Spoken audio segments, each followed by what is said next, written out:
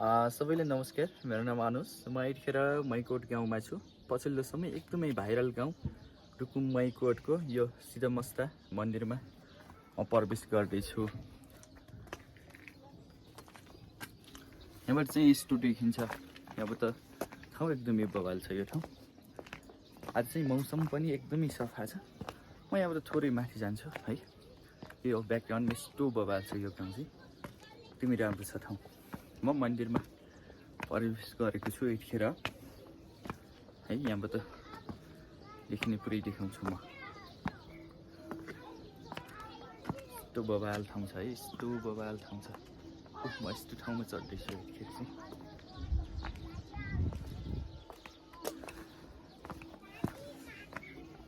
ठाउँ एकदमै राम्रो छ।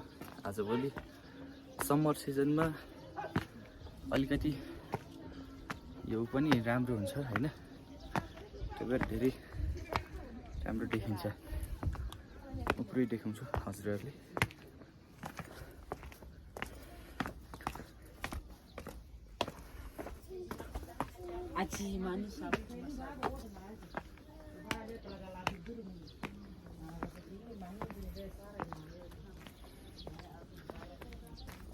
म माथि घरको छतमा जान्छु अनि त्यहाँबाट पुरै साइड देखाउँछु हजुरहरूले।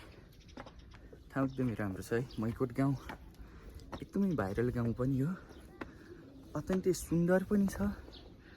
यो गाउँ चाहिँ अहिले ब्याकग्राउन्डमा घाम बर्खिरहेको छ।